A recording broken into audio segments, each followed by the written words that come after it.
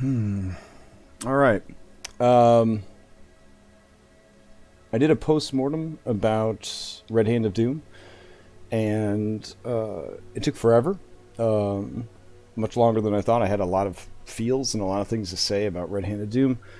Um, Now I'm gonna do a post-mortem about the second half of that campaign, which is Scales of War. So, where to even begin? Scales of War is, yeah.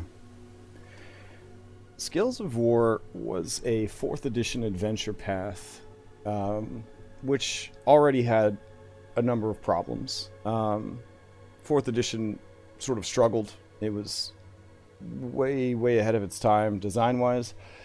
And then implementation wise, it was trying to push a virtual tabletop before the internet was really ready for it. And as part of that virtual tabletop, there was a reliance on grid-based combat and more video gamey type mechanics. Not to mention there was decisions made in-house to existing lore and whatnot that 4E really didn't pay a lot of respect to. I love 4th edition. I'm a huge Final Fantasy Tactics fan. I love turn-based, grid-based combat games. 4th edition is, without any doubt in my mind, the ultimate Final Fantasy Tactics simulator board game. All that being said, yeah, it struggled. People weren't really into it. It drove a lot of people away from the game into the arms of like Paizo and things like that. And while I enjoyed it, it had a very specific design style. Everything about 4th edition was Mike Merle's design style, which is to say awesome fights in cool locations. And that was kind of the whole thing. And then occasionally skill challenges. Skill challenges still linger in 5th edition. The skill challenge kind of arose as sort of like an in-game minigame for how could I be charismatic even if I, the player, am not charismatic? How can I be intelligent even if me, the player, is not all that bright? I'm living a fantasy here. I want to be a super charismatic person. I want to be a super intelligent person. Skill challenges were an opportunity, both in, but mostly outside of combat, to shine in those areas. But they felt a little flat sometimes because they rewarded numbers. It was a numbers game. I built a character who's super persuasive, ergo I am persuasive. There was no role-playing to be persuasive. There was no researching to be intelligent. Whereas the older editions of D&D, they call it metagaming now, but if you were smart, your character was smart. And if you were charismatic, your character was charismatic. Which is great for smart and charismatic people. A little less inviting for everybody else. The reason I bring that up is 4th edition designed their campaigns and their adventures around the unspoken agreement that everything was going to just take place in these beautiful sets. So it was going to say, hey, we're having a battle at location A, and you're going to fight bad guy B, and there's going to be terrain interaction C, and you're going to get treasure D and XP E, and then you're going to move on to the next location. Ad nauseum, rinse and repeat. This is really the edition where dungeons started to be scaled down dramatically in size. There wasn't really a lot of exploration going on because you basically just went from one kick-ass fight in the dungeon to the next kick-ass fight in the dungeon, and so on and so forth. It was so action-oriented that you could simply rest for 10 minutes and you gain the benefits of a short rest, which nowadays it's an hour. Rules as written to gain the benefits of a short rest. In 4th edition, it was literally catch your breath, smoke a cigarette, bam, you're good to go. Time to go back in there and kick some ass. It was an ass-kicking edition. It was an edition about kicking ass. Scales of War, the adventure path, therefore, was also just all about kicking ass. So in that way, it was a great spiritual successor to Red Hand of Doom. Red Hand of Doom, of course, being themed around a few brave heroes against insurmountable odds, which was the whole theme of Red Hand of Doom. Like, only these heroes stand against the western hordes of hobgoblins and giants, blah, blah, blah, blah, blah. Constantly elevated danger levels, pitted against stronger and stronger foes, until the queen herself shows up, and they had to do battle against her her aspect and her number one, Azar Kul. So, what the heck was going on with the sequel, right? The continuing part of it.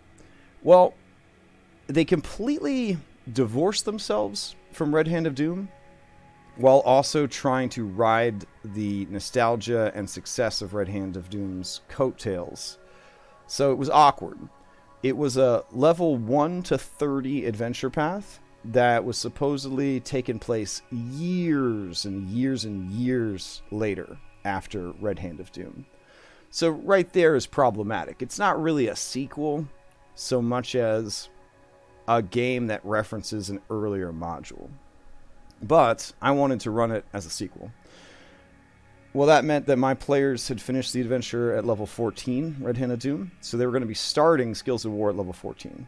And in 4th edition, you could go all the way to 30th level. So I had to convert a 4th edition adventure, which is a very specific style, over to a 5th edition adventure, which has a very different style.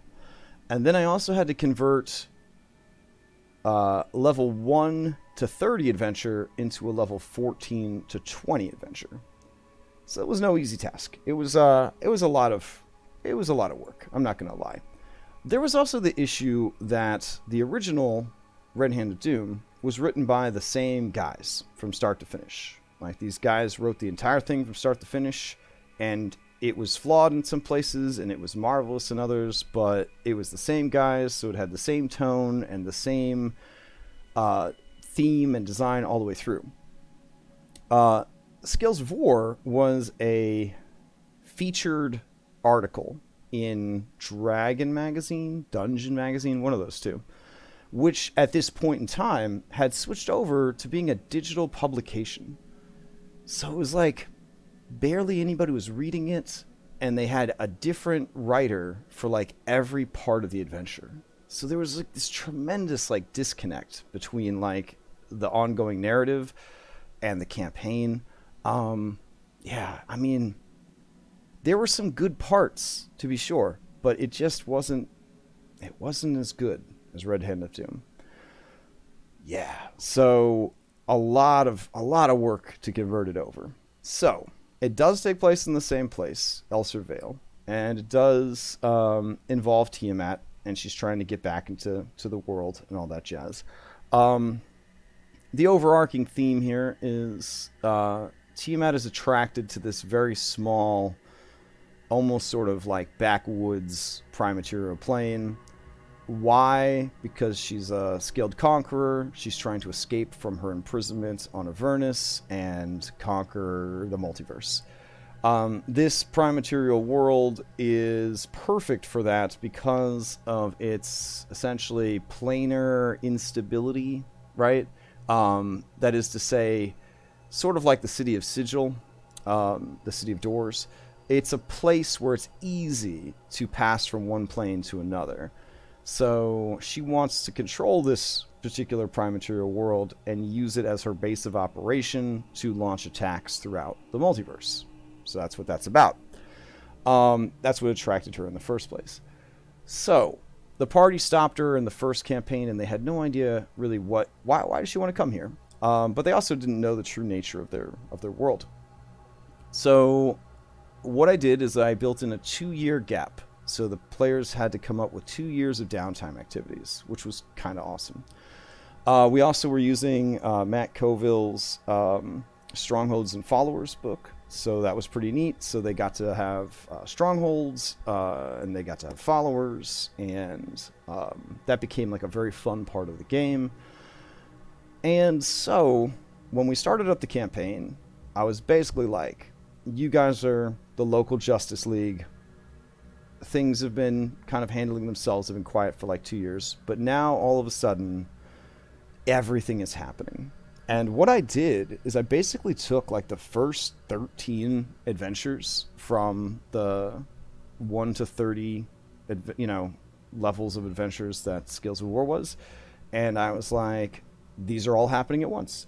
And they had an opportunity then to pick like which of these 13 possible things they wanted to do, which, by the way, is super overwhelming for people. They had followers, and I was like, you could send your followers to handle some of the problems, and you could handle other problems and whatnot. Ultimately, they couldn't really make up their minds about what to do. But eventually, when it became apparent that their ally, Starsinger, the queen of the Shadow Wood Elves, was missing or had not been heard from, they decided that that was the one that they were going to pursue. And that worked out pretty good, because that was actually the first adventure in the adventure path, which was something of Ravenwood or something like that. Basically, to establish that they were totally paying homage to the original Red Hand of Doom, they referenced the Red Hand of Doom directly. They're like, yeah, these are guys that are trying to reignite the Red Hand of Doom. They're a bunch of hobgoblins and goblins that are trying to make it a thing again. They're trying to make it happen. And yeah, so that seemed kind of cool, because there's probably some survivors from the big war against the Red Hand of Doom, so why not have them trying to make the best of it in this strange new world that they found themselves in. So they traveled to the Witchwood, and they went to sort of help their allies in the Tiri Kator, which are the Shadowed Moon Elves. And they arrive in the Witchwood, and everything's already changed. The Witchwood's been taken over by Evil Fae. The Evil Fae are pretty much like, hey, you got to get out of here. And this is where the earlier actions from the first campaign started taking, kind of coming back, right? So, like, in the first campaign, Rurik had made a deal with a fairy. And the fairy kind of showed up and said, in order to honor your deal, you have to leave the Witchwood and not come back. Well, nobody likes being bossed around, so he agreed to do it. He was then cursed for being an oath breaker to the Winter Court, and it got crazy. So from there, they explored the woods. They found the ruins of Rivenwood. They went into it. Crazy fights, as usual. Crazy battles. Eventually, they had just kind of a throwdown with this hobgoblin necromancer. It got crazy. I'll be honest, I took the Rivenwood arc and I just completely rewrote it to match up with the Shadowed Wood Elves and the party, and the Shadowed Wood Elves like becoming vampires and all sorts of craziness. I did start seeding in other plot lines in addition to the other 12 plot lines that they had to follow. And what I ended up finding was like I was giving them too much information all at once, is basically what happened. Is they were just getting bombarded with information. And ultimately it was, I think it was just too much for them. They were just like, there's so much going on in this campaign. And, I was like, but you have NPCs to help you mitigate it, and you have magic, and you have allies, and you have resources. Like, you guys could do this. I think at the end of the day, they would have probably preferred a campaign that kind of stuck with the 4th edition roots of just being like, well, the order needs to go here and take care of this. And now the order needs to go here and take care of this. I almost feel like having those options, for this particular group at least, that they didn't really want the options. They just wanted to kick the crap out of stuff. Like they really could have just played this as a 4th edition adventure and been happy. So that's just more of like reading your group, understanding what your group wants, and sort of catering to those wants. I think they would have been 100% okay if I had just been like, and this week you go here, and now you go there. Because having all the options, ultimately they were just like, it's like too many options. And that was sort of a thing that sort of continued through the game, which was kind of unfortunate. Now, I wanted to really keep bringing back stuff from the first campaign, which required heavy-duty rewrites of, like, Scales of War. So there was a part in Scales of War where they had to go to this, like, temple, and they were, like, demon-worshipping gnolls, because that was a huge thing in 4th edition, was gnolls. And the boss of the gnolls was this big, angry albino gnoll named Fangren, and I just couldn't find, like, a way to work the gnolls in that didn't seem, like, forced or just like extra. And Charles Pendington, the party paladin, he had kind of like risen up as like a pretty badass character, and I did kind of want to explore more with that character. So we kind of brought in this element of like running into his sister, and like what if 2 ASMR children were separated at birth, and one was raised by good guys and one was raised by bad guys, kind of thing. So she's sort of like the bad anti-paladin, and he's like the good paladin. And she had the classic loadout of like non-detection amulet and hexblade paladin and all that jazz. She also showed up with new party wizard, which ended up being let's see. We got Fangren art we could throw up. Yeah, she definitely didn't look like she definitely didn't look like a gnoll. Yeah, so we had Fangren, and there's the OG Fangren. So you can see there was some recasting done a little bit there. And eventually the party got this guy, and in order to make Fangren seem less like an obvious bad guy plant, I had her show up alongside the party wizard, who they, were more likely to trust, because, why would I introduce a bad guy NPC at the same time as a good guy PC kind of thing. And that's when they went to Elser Cross, which is currently on fire and a big crater on this map. But they went to Elser Cross and had to deal with these demons and stuff. Devils, excuse me. And that was actually a lot of fun. There was sort of a reverse tower situation underneath this dude's mansion, and they got to like dive bomb the mansion as T-Rexes and like just demolition the place, and endless waves of devils and good stuff. And then they fought their way down through this reverse tower. There was a whole scene where they went to hell. It was crazy. I think I might have archived a lot of it to kind of clean up the server a little bit. But yeah, it was pretty crazy. And then at the very bottom of the tower, yeah, there was this fight against a pit fiend, and it was really kind of cementing in their minds that like they're starting to deal with some heavy lifting, like some really tough stuff. And so I kept basically taking the best and most fun elements of the original Scales of War and just adapting the parts that I felt worked well with what happened in the original game, Red Hand of Doom, and sort of weaving them into a narrative that matched up with that, but also led them towards this new narrative. And what was happening behind the scenes, of course, is that Tiamat knew that there were these powerful heroes protecting the world, and she needed to keep them busy. So she was calling in favors like crazy.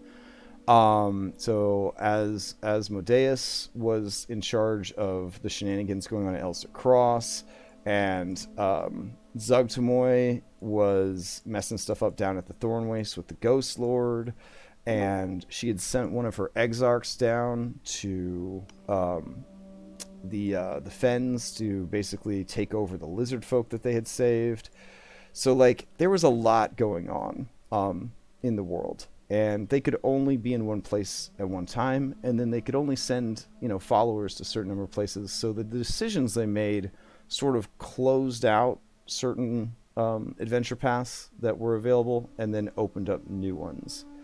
One of the things that was really interesting about the rewrites for this campaign was that one of the party members, Rourke, was absolutely convinced that the dwarves of Hammerfist Hold were bad guys. And as written, they were not bad guys. They were lawful good. They were super good. But he was convinced, beyond any shadow of a doubt, that they were bad. And he kind of built like his entire identity and narrative around that. And I kind of was digging it. So in the end, they ended up being bad guys.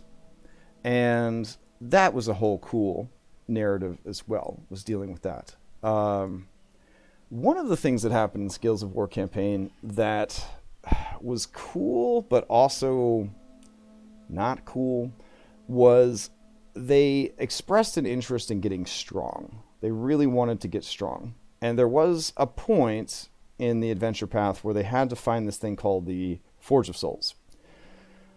So I kind of built like a beholder hive dungeon around the Forge of Souls as sort of the narrative that in order to get more energy for the Forge of Souls, they started like dipping into other planes. They dipped into the Far Realm, attracted the attention of like a mother beholder. She showed up, ruined everything, took over the Forge, dreams up beholders, blah, blah, blah. So it ended up being like a very high-powered super dungeon, and then just to make it worse, I made it a wild magic zone. And I also made the dungeon too goddamn big. So like, they must have spent 8 weeks, so 2 months, just in this dungeon, trying to get to the Forge of Souls. And the fact of the matter is, the Forge of Souls was not that difficult to get to in the normal game, as written. I just kind of wanted to see really strong people like take out a beholder hive. So it was kind of selfish on my part. There was never a beholder hive written into the adventure. I just really wanted to see what would happen if a bunch of people try to take out a beholder hive, because you don't really get a lot of opportunities to run high level games. And I did also mention that it was completely optional side dungeon, but every time I said that, it just made them want to go even more. So, and it ended up being a real ball buster. There was some crazy stuff that happened. There was some cool stuff that happened. It was a very cool dungeon, but it did go a long time. They got very rich at the end. They got to design their own magic items. I bought this supplement about soul forged items or ancestral items, something like that. And they all got to actually like sit down and design weapons custom to their characters and stuff like that. So that was really cool. And it also had a very second edition feel, back where you could design your own spells and items and stuff like that, where they actually had like systems and mechanics in place for it. And there were sessions where we sat down for 4 hours and just worked on building items and making characters strong and researching, like, you know, Tiamat and her minions and stuff. And so it did create these opportunities for like old school, like flavored D&D, which was pretty neat, since it was a 5th edition reskin of a 4th edition adventure that was trying to live off the hype of a 3.5 edition adventure. So it was, again, it was kind of a mess. Ultimately, I realized that a lot of them, they knew they had to stop Tiamat, and they didn't know why. And they had been doing this for a long time, and they still didn't know why. So I started trying to find ways for them to find out what was going on. But honestly, any of them that were playing intelligent characters, the intelligent characters really only gave a shit about themselves and what their characters were trying to achieve. Like this little guy right here, for example. So, nobody ever thought, I think, to just be like, well, why is Tiamat doing this? And why do we have to stop her? And again, that kind of was just the group's mentality. Like, it was sort of like, we're here to kick ass. The end. So maybe they didn't ever need to know, but like, I kind of felt like they'd want to know. So when they got done with the Beholder Hive, because really, I think narratively, all that happened is they started the campaign in their new town, which was Vigilance over here. They traveled to the Witchwood to save Queen Celeria Songsinger of the Tiri Couture. They found out... Oh, yeah, here you go. They found out who the boss was of the Fae. It was a blood hag. And they were like, but who's her boss? So they used magic, because high-level characters, to figure out who her boss was. And then they were just like, oh, it's the Queen of Winter? Let's just go and tell her to knock it off. So then the party just fucking teleports to, the Feywild and goes to the Winter Court, which was kind of crazy. Fortunately, I got maps for that. So they went over to the Winter Court, and they basically had two options. They could walk up to the front door and knock, or they could try to sneak in. They decided to sneak in. They had a super cool fight against the Guardian that was there. They went and talked to the Queen of the Winter Court. Somebody fucking called her a bitch in front of her face in her throne room and got turned to ice and shattered, killed forever. Like, this campaign, a lot of awesome shit happened. A lot of crazy high-level awesome shit happened. They allied themselves with the Winter Court, convinced them to pull their forces from the Witchwood, free the Witchwood. Then they went over to Elser Cross to deal with the infestation of devils. That's where they met up with Fangren, dealt with all that kind of stuff. Now, throughout Elser Cross, it's just littered with, like, clues about what's going on. Either nobody found the clues, or the people that found the clues didn't know what to do with the clues, or didn't care. So there was all this information, like, Tiamat's trying to kill Bahamut. Tiamat's trying to, like, find the Well of the Worlds. Tiamat's trying to muster a multidimensional army. Tiamat's allied with the Gith. Like, this stuff is, like, being broadcast to them, but, like, the people that were finding, like, the information weren't sharing it and really didn't care. So, like, the party continued to, like, fight and fight and fight, and often, like, had no idea why they were doing it. After they got done at Elser Cross, that's when they realized, like, hey, we got to get strong. And that's when they went to the Beholder Hive for, like, 4 weeks. When they arrived back in the world with their badass items, they were updated on the changes that had taken place. And at this point, they knew that, yes, in fact, the dwarves were in league with Tiamat. That was some of the evidence they found in Elser Cross that they did pay attention to.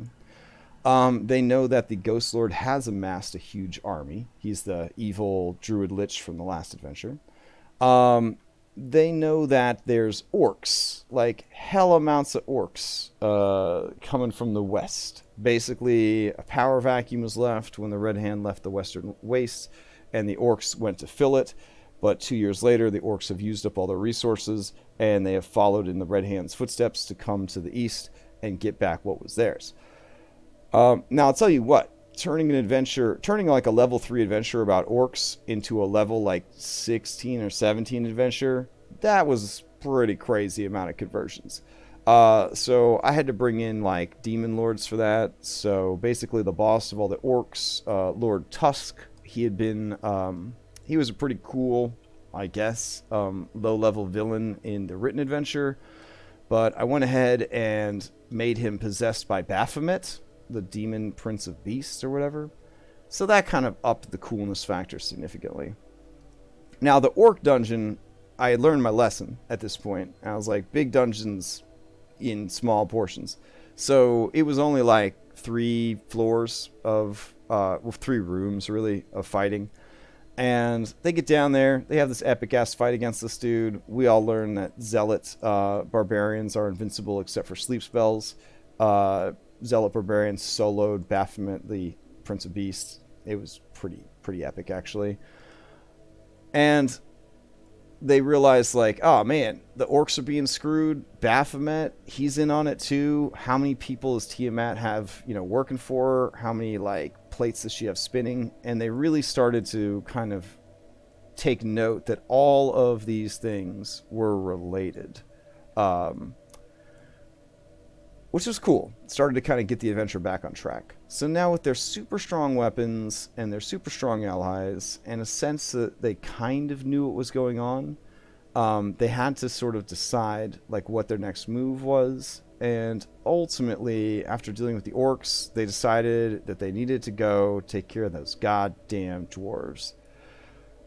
This was pretty cool because it gave me an opportunity for them to fight a Tarrasque, because they had a number of ways they could have gotten there, and they decided to teleport into the abandoned caverns below the Hammer Fistholds and then sort of work their way up into the Hammer Fistholds, sort of another sneak in the back door situation.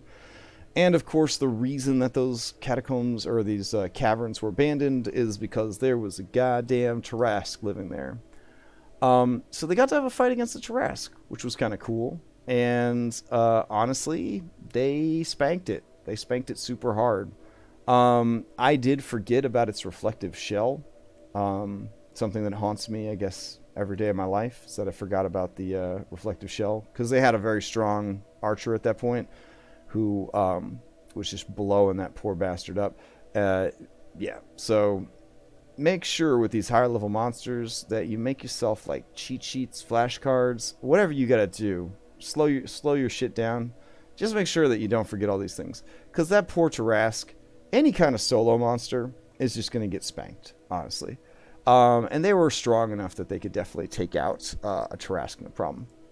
Now, they do realize when they get there that the human aspect of Tiamat is hanging out with the dwarves. So they're a little nervous about that.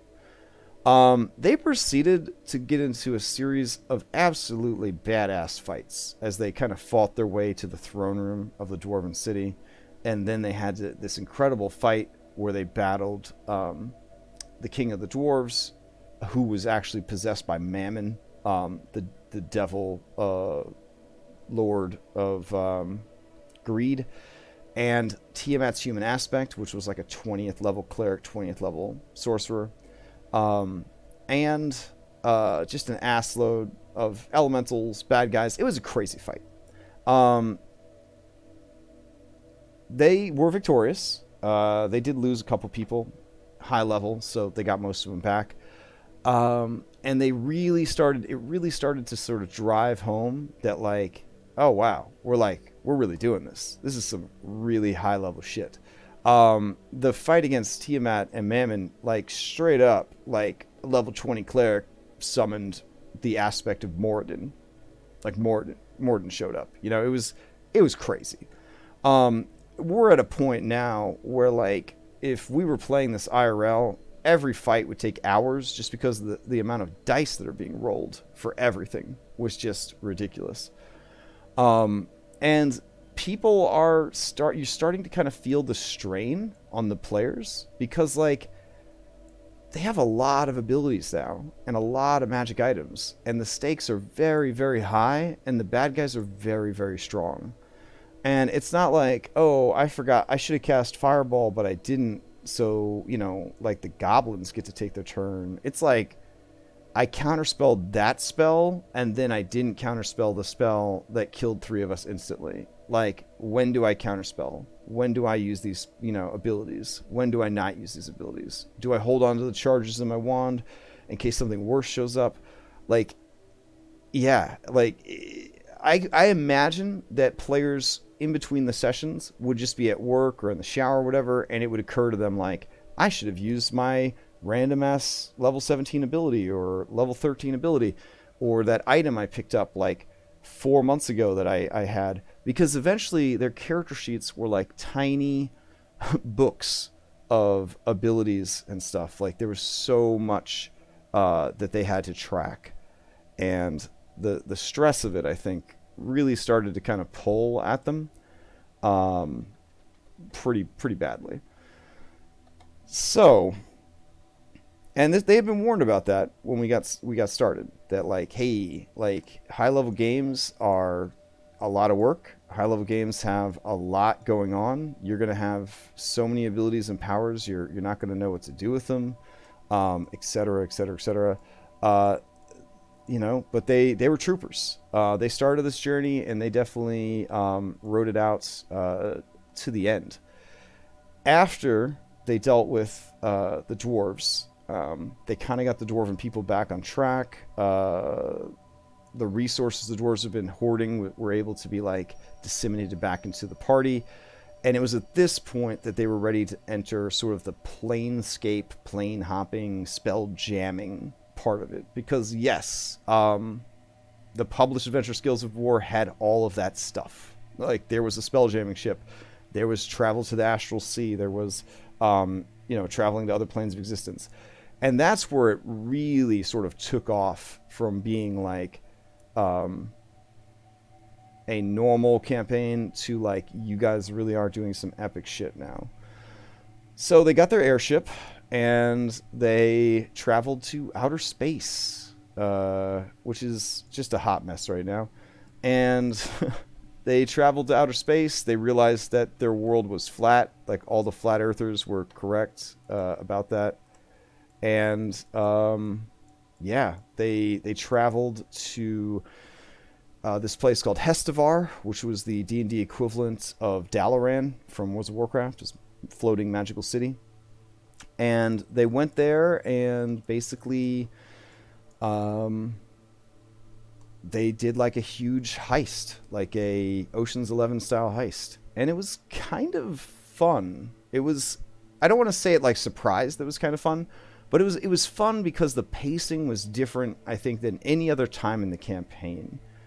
When they got to Hestevar, I felt like it was the first time the players and their characters had ever just stopped to like take a breath and like realize like, this is some serious shit. We might want to take some time to enjoy ourselves, to experience, life and our characters and all of that.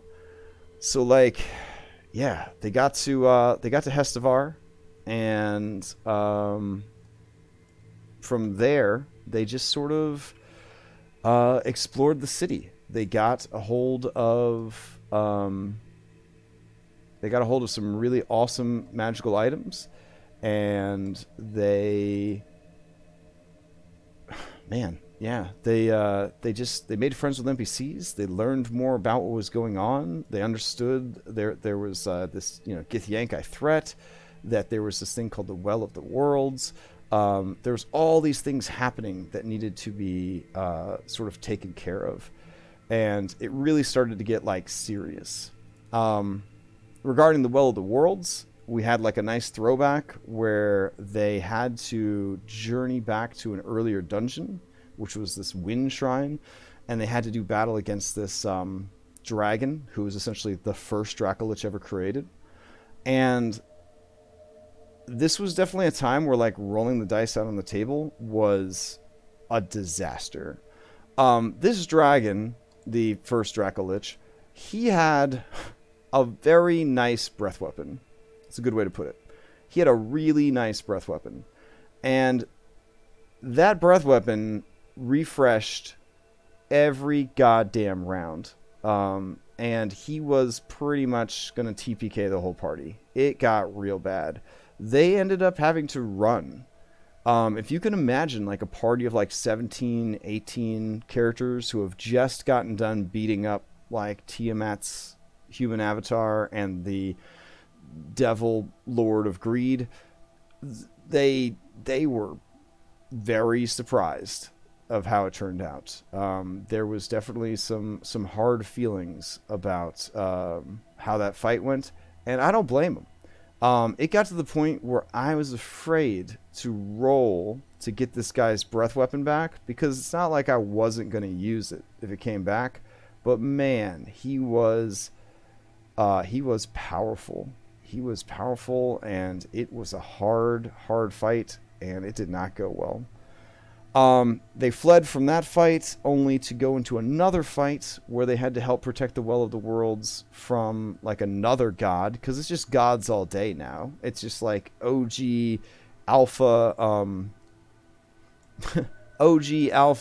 Dracoliches, ancient void dragons. I mean, it was getting crazy. So they had to go up against essentially Talos, which is the I mean, he's Grumpsh. I mean, he is chaotic evil god of like wholesale slaughter and stuff. So he was kitted out as just a crit machine. Dude was critting on a 15 or higher. It was a crazy fight. People died. But they added yet another god to the list of people that they took out. They got a sweet crit on him, and ultimately were successful. And yeah. And they realized, like, hey, we have to stop Tiamat. The only way that we could really have a chance of doing that is if we get this super strong MacGuffin. And in order to get the MacGuffin, we have to get 3 or 4 locks removed from a seal to get the MacGuffin. And then we have to take the MacGuffin to a magical location. And we have to get that MacGuffin, like, pimped out. And then it turns to a super weapon. And then we can use it against Tiamat. Blah, blah, blah, blah, blah. So, that's how they ended up in Hestevar. That's how they ended up spending like a couple of days, I want to say maybe even a couple of weeks, like hanging out in Hestevar, gathering information, figuring out where these 4 seals were that had to be unlocked. And then they had like a crazy 3-party split battle across this magical city. And it was like really hard to run, but also like really satisfying to run because there was so much going on. And it really kind of put me through my paces to like test out. And it was also very satisfying because it was a return to like the published material as close as I could get it. Whereas I had to chop up all of the materials throughout the game to sort of match the narrative from Red Hand of Doom and match all that other stuff that was going on. This was an adventure where I could just say, like, hey, like this is how it's written. This is what we're doing. And so it was very like level 18, 19, Oceans 11. Like you had people breaking into like Ioun's library, and not like a library that's like named after Ioun, but like Ioun, like the god of knowledge, like her library. And you had people that were like going to like Pelor's like bathhouse, and angels and level 18 heroes are fighting it out at a bathhouse. And like it was so fun and like Planescape esque, and it really to me, it like brought everything back into like the focus of like what I think Scales of War was supposed to be, which was this like high level crazy ass Planescape esque adventure where they're plane hopping, they're going to different worlds, they're dealing with all kinds of craziness. It really started to like get the adventure like focused, which was good. And then from there it just kind of got better and better and better. So after they were done busting all these seals like simultaneously, which had a very nice like Mission Impossible feel to it, they ended up having to battle this ancient primordial, who the adventure provided a circle with an H on it. That was the only character art, so I had no idea what this character looked like. I assume it was a giant. But we ended up deciding that, well, me and a couple of other DMs that I was talking to decided that its stats sounded a lot like the Kieran from Monster Hunter, so just made it like the Kieran from Monster Hunter. And that was a crazy fight. Like that was a really crazy fight. They it took pretty much a whole session, and their whatever tactics and strategies they had, they kind of like bulldozed over each other during the fight. There was 4th edition monsters were very much designed as like a puzzle. like the higher level ones. They were like, this guy has this ability, that ability. He's got an aura. If you end your turn near him, he does this. If he uses this ability on you, he does that. He prevents you from doing this. He prevents you from doing that. It was a really, really strong and crazy monster. And they were not... yeah, they were not working as well together as they probably needed to. But it was also a great monster to see, like... yeah, here it is. Nakaten, the Raging Storm. Yeah, so basically, this thing was rocking multi-attack with conduction and, like, horn attack and lightning horn, howling wind, conduction. It had all these legendary actions it could do. It could teleport around. It had an aura around it that made it impossible for you to fly. It made all the terrain around it difficult terrain because it had basically like a magnetic field around it. It also had like an environmental effect where it would create like spheres of lightning, and then the party would have to watch out because when it would activate the spheres of lightning, it would like connect lightning between all the different points. It was a fight designed to be like, this is how it's going to be like for the rest of the campaign. It was supposed to kind of show them like, we're taking yet another step up in difficulty.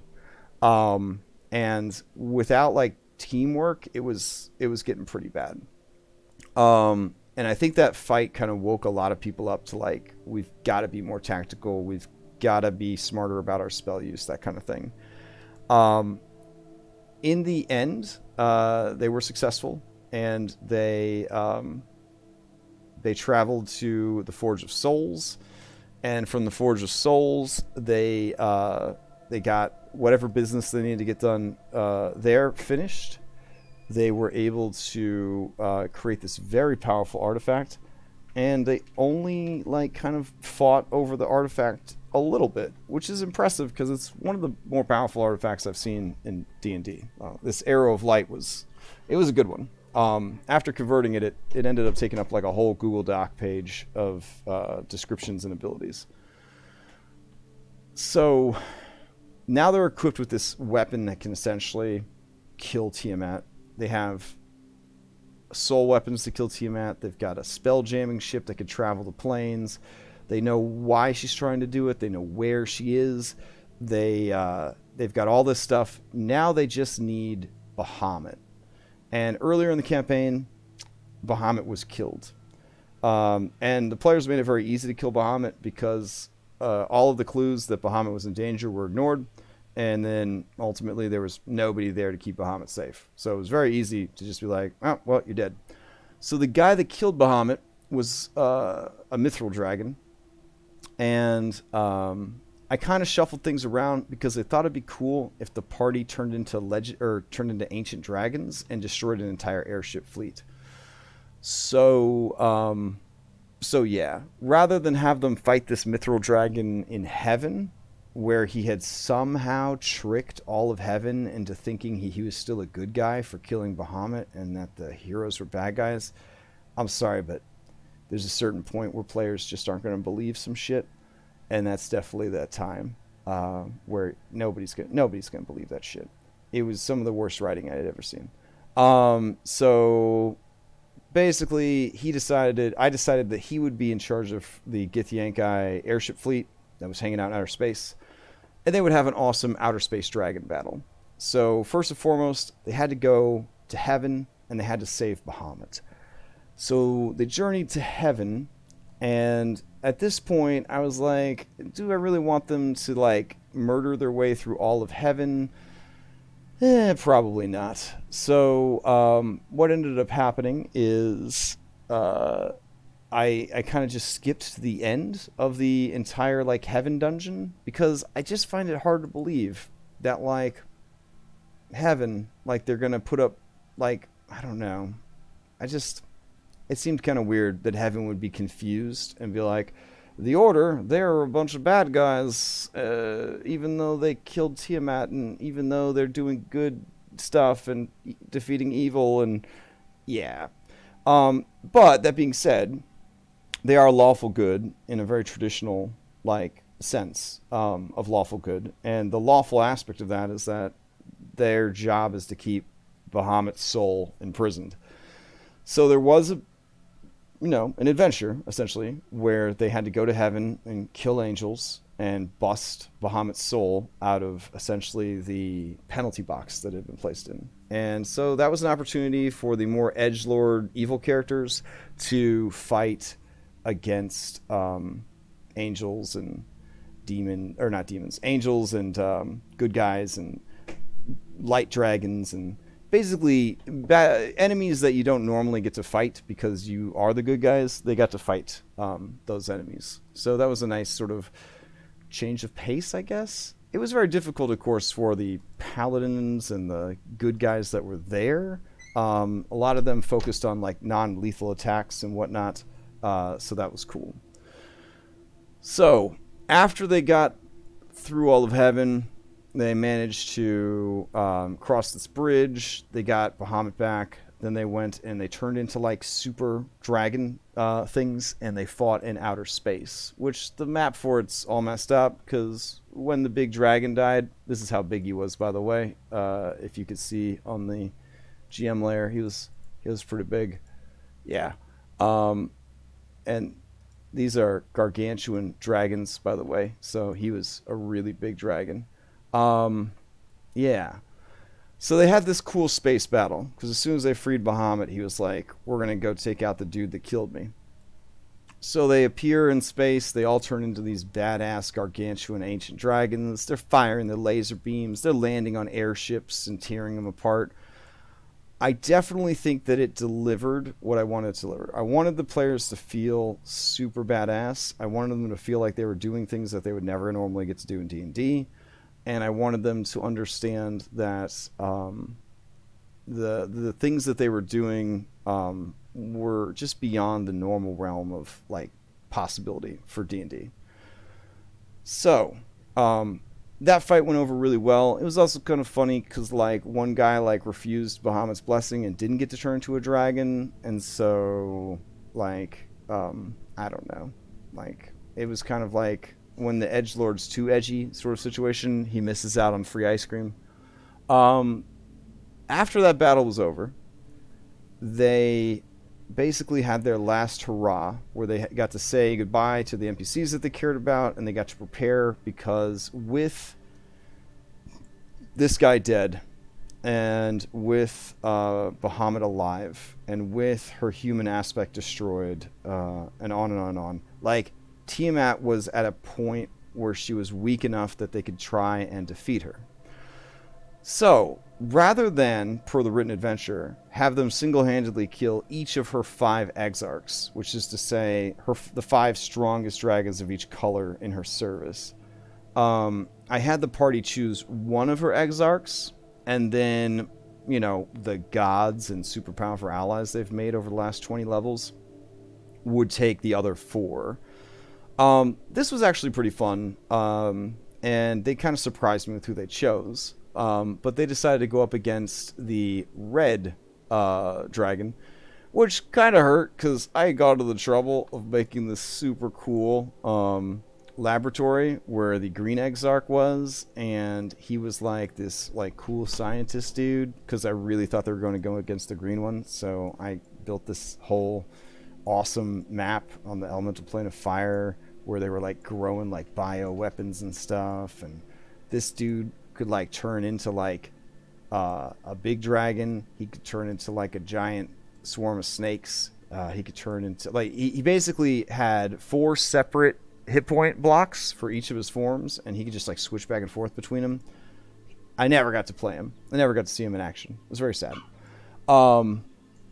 In the end, they ended up fighting the red exarch, which is kind of fitting in a way.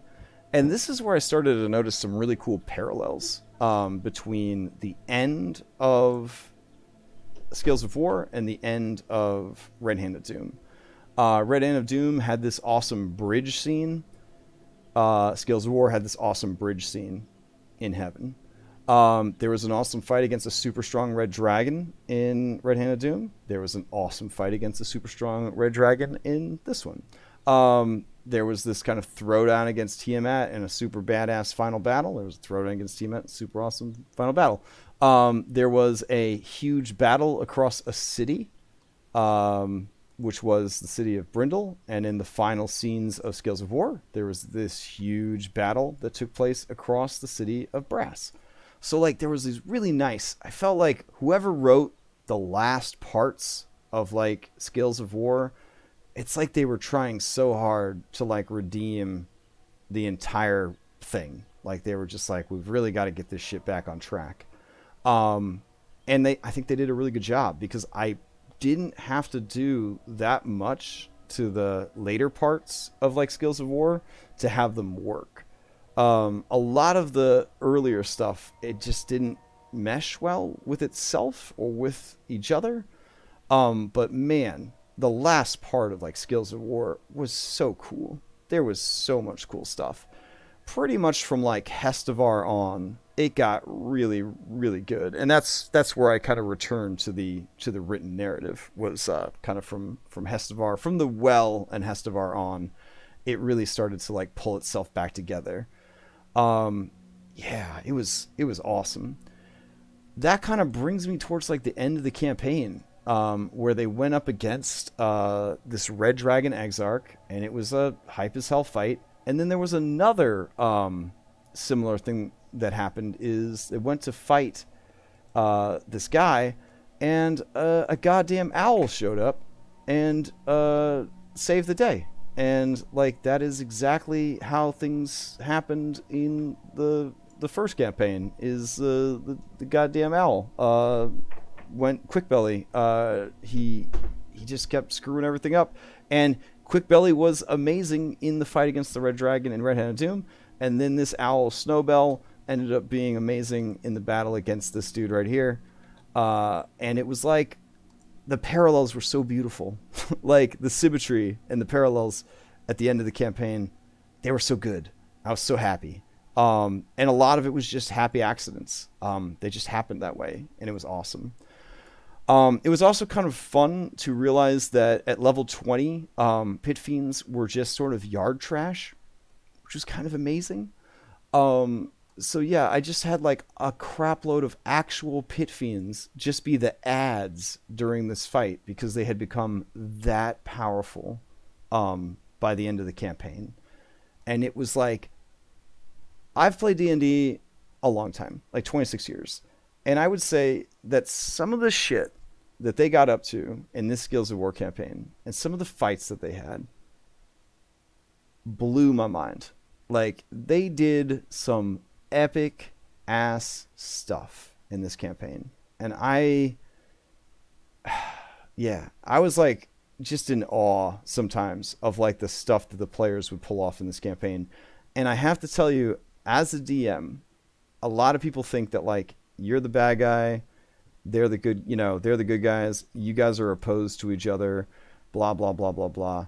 But, like, that's not the situation at all. You know what I mean? Like, they are the main characters. They're, like, telling a story, and we, right, are the referee, the facilitator, the director. We're helping to tell that story. But, like, like, you should be there cheering on your players. Like, when your players do something awesome, you want to be happy for them. When they're, like, being total badasses, that's the point, right? Like, that's the whole point.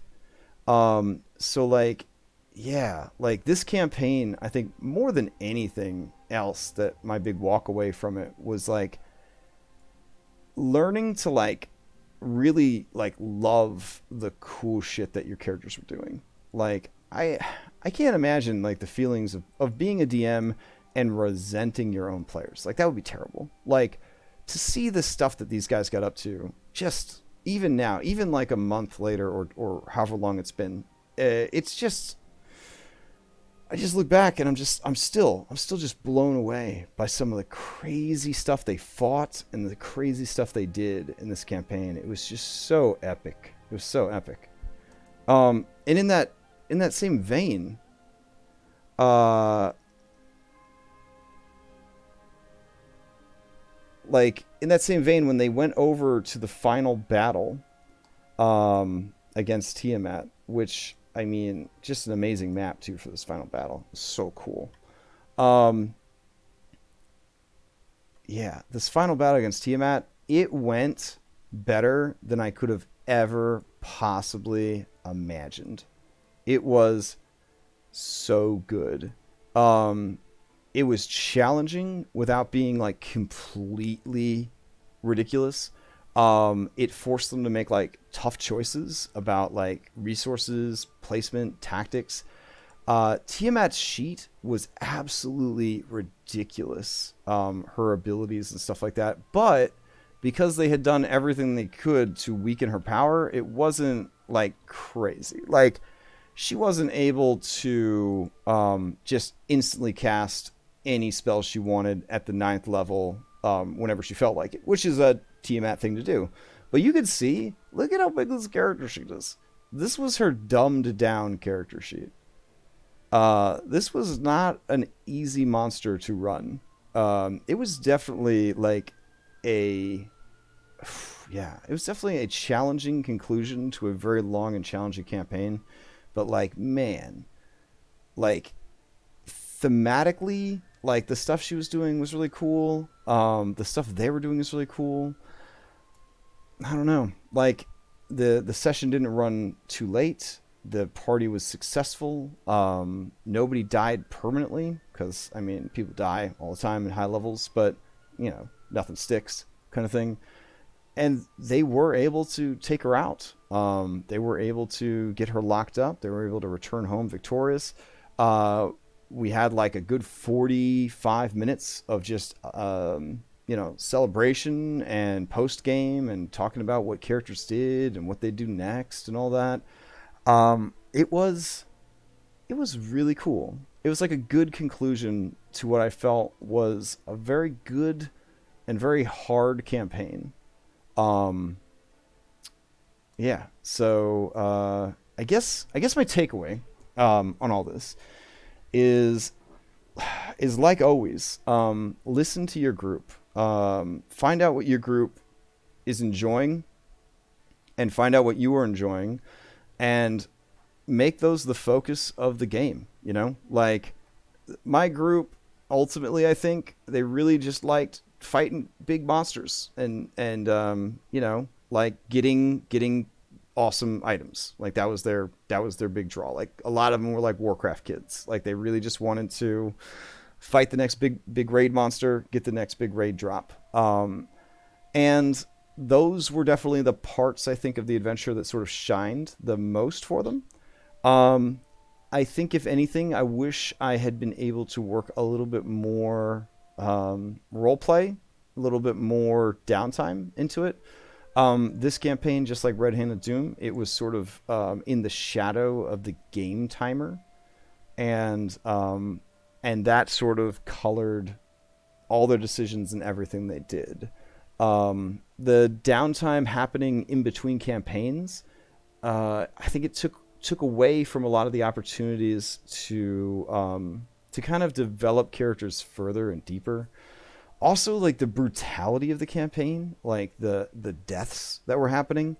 I mentioned that in the Red Hand Doom video, but constant character death and constant flip-flopping of characters and changing characters, it can really hurt like the narrative of the game. It can be very hard for the people that are surviving to feel connected to feel invested in like the fellow adventurers if they're constantly being swapped out all the time. So that was definitely things that I would change if I ran this campaign again, and I probably will because it's a great campaign, especially with the changes I made. Like, I'd find a way to make the timer less demanding. Like I would stagger the different events out a bit more to give them time to rest and kind of take a breather. I would, depending on the group, I would definitely change things to match a group. So if I ran this again with a group that wasn't into constantly fighting big ass monsters all the time, I would look for ways that they could defeat said monster by, you know, role play or exploration or inventive spell casting or diplomacy. I would definitely try to introduce other ways for them to do that. I would probably not run the secret side dungeon of the Beholder Hive. One, because I don't ever want to run that many Beholders again in my life. It was miserable. And two, it was definitely too much of a good thing. It was like, hey kids, let's go get some Beholder ice cream. And then that was the only thing we ate for like 8 weeks was like fucking Beholder ice cream. And by the time it was over, like nobody wanted to ever see a Beholder like ever again. Yeah, there's definitely a lot of things I would do different. Would I give out less loot? Nah, loot's fun. The game is self-correcting. You give out loot, you just make tougher monsters. You end up having like pit fiends as yard trash at the end of the game. So be it. If everyone's like feeling like a badass and having a good time, who cares? Would I have disallowed some of the UA choices that I allowed? Yeah, like I did run into some aggravating moments with like the UA artificer, the one that got the archivist who got like didn't make the final cut. There's a reason he didn't make the final cut. Some of these UA, yeah, I feel like a West Marches game or like one shots are like a good place to test that stuff out. I think in a persistent campaign, testing out UA, I don't know. I mean, it's very easy to off balance your game. It's a constant thing as a DM is trying to keep the game balanced, and balanced of course means different things to different campaigns. But like having even more randomness thrown in through UA classes and stuff like that can always be kind of a pain. High level adventures in general. Am I eager to run another high level adventure?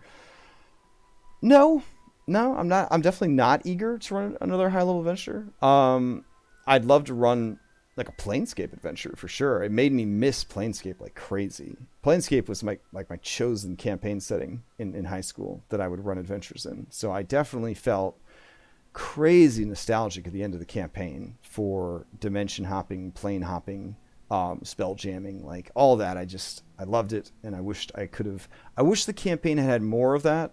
I wish it had maybe 6 weeks less Beholders and 6 weeks more of like airships and extraplanar travel, for sure. I don't know, like, yeah, like looking back, I don't have too many regrets, but excessively long Beholder dungeon and certain UA class choices that I had to keep bouncing around, and the game timer. Those were the things that I definitely regretted. The things that I look back on and I'm like, man, that turned out really good. All of like the big monster fights were awesome. I really liked all the big monster fights. The different locations, 4th edition, like I said, super good at coming up with cool locations for fights, cool arenas for fights, that sort of thing. So I was like really excited about how that turned out. Like highlights, definitely the final battle against Tiamat was a highlight. There were some moments in the Beholder dungeon that were just crazy baller moments. The outer space battle where they were all ancient dragons, like landing on airships and tearing them apart with their bare hands. That it's hard to top that. Like there were some amazing things. There was a part where like they were in hell and like a pit fiend like grabbed somebody and like held them under a lava waterfall in hell. I mean, crazy stuff happened in this campaign. Yeah, I don't know. I'm satisfied. I'm satisfied with how it turned out. But I'm not sad that it's over. It's definitely a story that was told, and it didn't need to go on longer than that. But yeah, it was good. It was good. Did you do anything that subverted player expectations? Um, oh yeah, for sure. Um, yeah. So when Fangren, who was a Null who wasn't a Null, ended up being the ASMR's long lost sister kind of thing. When she got trapped in hell, uh, Charles Pendleton thought that she had been trapped in hell and it was his fault. And then he found out that that was his sister. And then he hit like a super low point in his life and he started drinking and like was in danger of like, like not breaking his oaths, but just having like just a really bad time of it. His allies, in quotation marks, were hoping to sort of seize this opportunity and kind of push him to kind of break his oaths and become like an oathbreaker paladin. It was a mess. Um, but the truth of the matter was, Fangren was like the champion of Tiamat. So like in hell, I mean, she's just like, get out of my way, bitches, kind of thing. But she let, and I let, the party and Pennington think that they had let her down, essentially. It wasn't until a little bit later that they found out that she worked for Tiamat, and then there was definitely some salty feels there. What else? Players' expectations in this campaign. I mean, they kind of subverted my expectations. Like, they really started to believe that the dwarves were bad to the point that I was like, I'm just going to go with it. The dwarves are just going to be the bad guys. And like the more I thought about it, the more I kind of liked the dwarves as the bad guys, because even in the first campaign, Red Hand of Doom, the dwarves are not eager to help against the Red Hand. Like they had to be bribed essentially to help, which doesn't feel very lawful good. You know what I mean? So like I was like, why would they need to be bribed? And then I kind of got on the idea that they might be greedy, and who's the guy behind greed? Mammon. So I kind of liked the idea that like the king of the dwarves had been corrupted by Mammon, and then he became greedy, and the dwarves became greedy by association, and that's kind of went into this whole other plot line where yeah. And it kind of worked though. It kind of wrapped things up pretty neatly. Oh, so Tiamat wanted this thing called the Well of the Worlds, which is basically the heart of Yggdrasil, the World Tree. It's basically the device that controls like planar travel. And so after Io and the other creator gods created everything, they were like, where are we going to put like the central CPU for the universe? We can't just leave it out in the open because somebody's going to mess with it. So they hid it in this very small, nondescript, like plain glazed donut of a world. And they put defensive spells on it that people wouldn't recognize it, that kind of thing, and called it a day. But like all things, right, if you don't run updates on your software or your spells, essentially, eventually the spells that kept it hidden started to sort of wear out, and beings started to become aware of the Well of the Worlds. And Tiamat realized that like if she controlled the Well of the Worlds, she could not only free herself from Avernus, but she could also access any place in the multiverse whenever she wanted to. She could send troops anywhere in the multiverse that she wanted to. She would basically be able to give all of her allies and herself like plane shift at will. She could even shift planes into other planes. Like she could restructure and reorganize the multiverse. So that was kind of her motivation there, was getting a hold of this thing called the Well of the Worlds. And it's a pretty famous artifact, I guess, in D&D. If you like Google the Well of the Worlds, I think there's like a book also called the Well of the Worlds. But it's like a thing in I think Planescape 2nd edition had a Well of the Worlds adventure. They kind of focused on it. But that's basically what it is. Just trying to get a hold of the of the machinery. Yeah, I guess Nico Bolas. Yeah. Yeah, because the Planewalkers and Magic the Gathering and all that stuff. Yeah, yeah. So the idea was, yeah, that she would have control over planar travel in the multiverse, essentially, which would be kind of a big deal. So that's what they were trying to stop her from doing. That was sort of the whole campaign.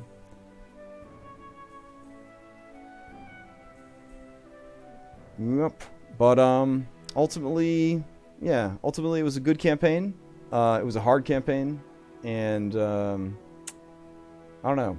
It was satisfying, but yeah. Word to the wise, like, if you're planning to run a high level campaign, you better get ready to put in some work.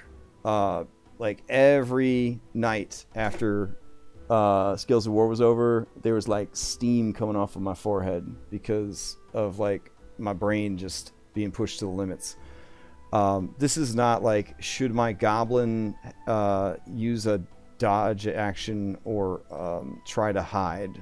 Like, this is like, every monster's stat sheet is like 2 pages long. Everybody's a spellcaster. Everybody's got magic. The good guys can literally just jump from one plane of existence to another whenever they feel like it. There's magic items that have their own character sheets. Like, it is a whole nother game. You see online people constantly talk about their build. Like, my build comes online at level 16, and by level 20, I'm this and the other thing. But, like, how many people actually play that high level, you know? Like, they've done surveys, like Wizards of the Coast. Like, a lot. Most people don't play high level. High level is a lot of work, and it is exhausting, honestly. And if this had been my only campaign that I was running, maybe it wouldn't have been as exhausting. But, like, I was running 4 other games at the same time. So, like, keeping ahead of this one while also dealing with the other 4, while also dealing with, like, a day job, while also, you know, life, it was a lot. Yeah, it was a lot of stuff. And, man, like, every session, like, my jaw would be like clenched up, wondering like, what are these high ass level spellcasters gonna have in store for me today? Like, because I never know, like, because they could wish for things whenever they felt like it. They could plane shift whenever they felt like it. They could turn into anything they wanted to. They could turn other people into anything they wanted to. We had to, like, at a moment's notice, like, we had to have stats for planes of existence and different monsters and different abilities. And, like, way past, like, the normal, like, I'm going to turn into a T-Rex. Like, it was anything goes at a certain point. And that was challenging, but it was also, like, incredible to see some of the stuff that they did and some of the stuff they came up with. So, yeah. I don't know. If you've never played in a game all the way to 20... I would kind of recommend that you try it. Yeah, like, it's that easy or whatever. But if you had the opportunity to do it, and you had the, I guess, the drive to do it, I would definitely try to do it. Because you'd probably be surprised by how different the game is at those higher levels. And if you're a DM and you've never run a game this high, I mean, you give it a shot. You're definitely going to be challenging yourself. You're going to be pushing yourself, because if you at any point are like, how do I balance around rogue sneak attack, I don't think you're ready to handle high level gameplay. If you've ever muttered aloud, I can't stand monsters that have spell lists, it's too complicated, probably not ready to run a high level game. And so on and so forth. If you don't believe in retooling the adventure to be more balanced for your players, and you like to run things straight out of the book, you're probably not going to have a good time running a high-level game, because the players are going to steamroll everything you throw at them. So, yeah, it's definitely a different experience. And, not necessarily a bad experience, a challenging but fulfilling experience for sure. So, yeah. All right, so that's pretty much my post-mortem for Red Hand of Doom. It's just and Skills of War. The Red Hand of Doom one's a separate video, and it covers a lot of the stuff that I was concerned about with Skills of War. Skills of War just covers like that last bit, those last 7 levels where it really started to get crazy. Ultimate takeaway: be careful of timers. Be careful with what UA you allow. And please, like, communicate with your group about what they enjoy, what they are enjoying, and about what you enjoy, and just focus on those things, and that will make sure that your campaign continues to be fun. So, yeah, that's all I got. All right. Oh yeah, and if you are interested in running Red Hand of Doom, you can pick it up on DM's Guild as a digital PDF. And if you are interested in playing Skills of War, or running Skills of War, I think all of the Skills of War adventures can be found in the Dungeon Magazine archive through Wizards of the Coast website. You'd have to Google it. I don't know if those have been made available through the DM's Guild yet or not. But basically, it's all available if you go looking for it. Yeah, so that's all I got. Hope you guys enjoy the rest of your day.